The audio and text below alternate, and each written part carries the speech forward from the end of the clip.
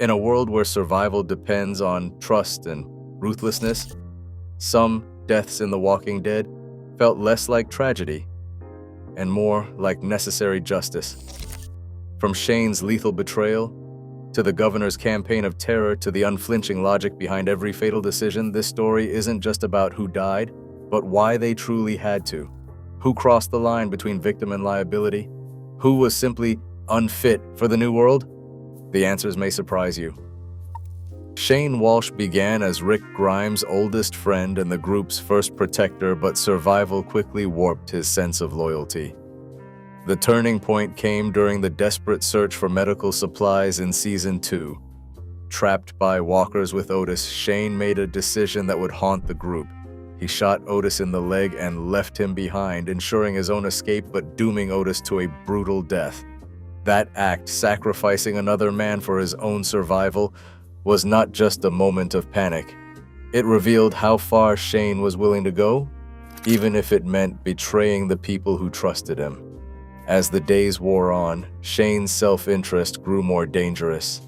He openly challenged Rick's authority, undermining every decision and stoking fear among the survivors. His obsession with Lori, Rick's wife, blurred the line between personal desire and group safety.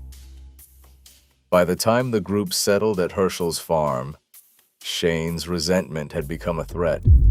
He plotted to take leadership by force, luring Rick into the fields late at night with the intention to kill him. The confrontation was raw and silent. Shane drew his knife first, forcing Rick to act in self-defense. The knife found its mark, and Shane fell, his final moments spent glaring at the man he once called brother. Shane's death was not just a loss, it was a grim necessity.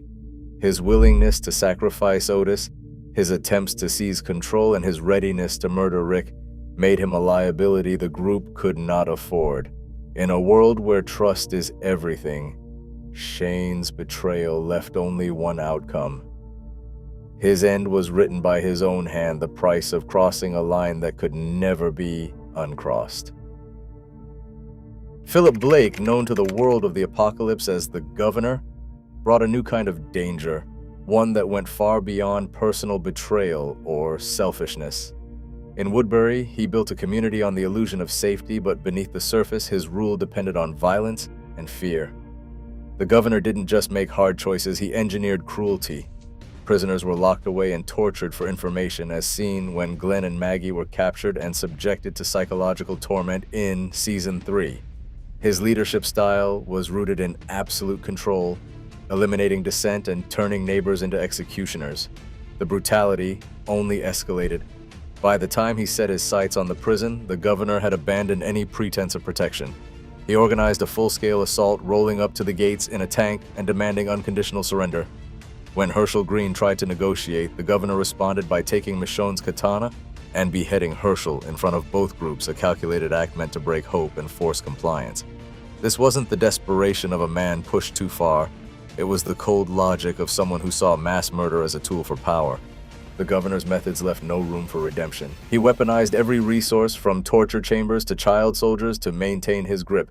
His final rampage destroyed the prison, scattered the survivors, and cost dozens of lives. In a world where survival sometimes means crossing lines, the governor drew new ones, lines that made coexistence impossible.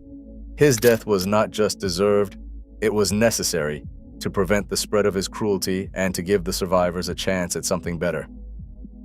Merl Dixon's story begins with violence. From the first rooftop standoff in Atlanta, he became known as a racist bully, lashing out at anyone who challenged him. The group's earliest days were shaped by his threats and outbursts. Merl didn't just defend himself, he picked fights, using fear as a weapon. When he vanished, handcuffed and abandoned, it was less a loss and more a relief for those he left behind. Season after season, Merl's return brought trouble.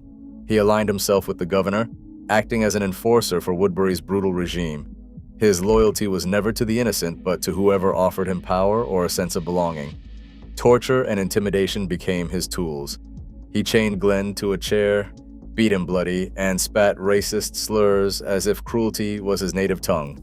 Even among survivors, hardened by loss, Merl stood out for the damage he caused, not just to enemies, but to the people closest to him, especially his brother Daryl.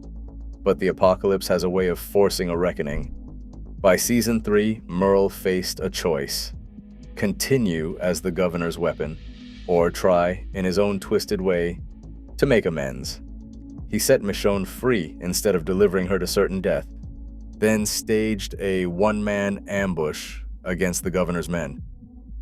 Alone and outgunned, Merl was shot in the chest. His last act, a desperate attempt to save others, not himself. Merl's death doesn't erase years of violence. It doesn't undo the pain he caused. Yet, in sacrificing himself, he showed a sliver of regret, a late, bitter understanding that some lines can't be uncrossed. The question lingers: does a final act of courage outweigh a lifetime of harm? Or was Merl always bound for this end? In a world that punishes weakness and cruelty alike, his fate feels both earned and tragic, a measure of justice meted out at the edge of redemption.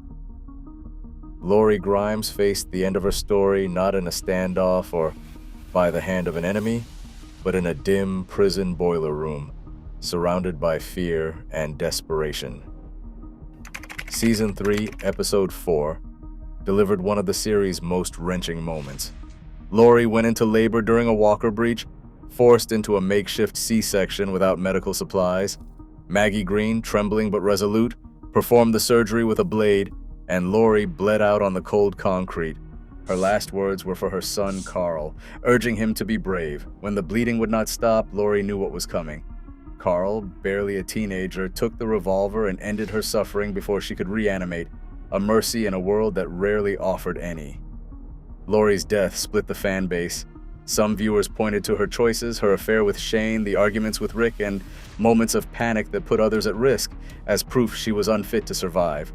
Others saw her as a mother trying to hold her family together while the world collapsed. Polls and forums at the time buzzed with blame, but the facts remain. Lori died from a complication that could have claimed anyone without a hospital. Her story became a lightning rod for criticism, much of it steeped in frustration at her perceived weakness or indecision. Yet, the harshest reactions often carried an edge of gendered resentment, holding Lori to a different standard than her male counterparts. Unlike clear antagonists, Lori's death was not the result of cruelty or betrayal. It was a tragedy born of biology and circumstance, a reminder that not every loss in the apocalypse is earned through moral failing. Her end tests the idea of who deserves to die, exposing the limits of judgment when survival itself is a roll of the dice. Gareth ran Terminus like a slaughterhouse, not a sanctuary. Survivors who arrived at his gates faced a simple choice: join his group or become their next meal. The operation was chilling in its efficiency, holding pens, butcher tables, and a crew trained to process human bodies as if they were livestock. In Season 5, Episode 3, Gareth's group captured Bob, amputated his leg, and roasted it over a fire, all while calmly discussing the flavor of human flesh. This was not desperation, it was a philosophy. Gareth justified cannibalism as survival, but his actions crossed every line of decency left in the world. When he cornered Rick's group in the church, pleading for mercy, Rick answered with the red-handled machete he had promised to use. The execution was swift and merciless, a direct response to Gareth's predatory system. In a world where some lines can never be uncrossed, Gareth's death was the only possible verdict. Every death examined so far stands against the same 4 measures: betrayal of trust, abuse of power, sustained cruelty, and the inability to adapt. Shane's downfall began with personal loyalty, but ended in betrayal and violence that threatened everyone. The governor wielded power as a weapon, choosing tyranny and massacre over any hope of coexistence. Merl's years of cruelty and bigotry overshadowed his last-minute attempt at redemption, while Gareth's predatory philosophy erased any line between survival and monstrosity. Lori's fate, by contrast, exposes the limits of these standards. Her death was tragic, not punitive, shaped by circumstance more than character. When these yardsticks are applied, they reveal who crossed lines that could never be uncrossed and who simply fell victim to a world with no mercy. In a world stripped to its bones, every choice counts, and some debts demand payment. Today, audiences still debate who deserves mercy when survival is at stake. The line between justice and necessity blurs, but one truth remains: character defines fate. Especially when civilization falls, what side would you choose?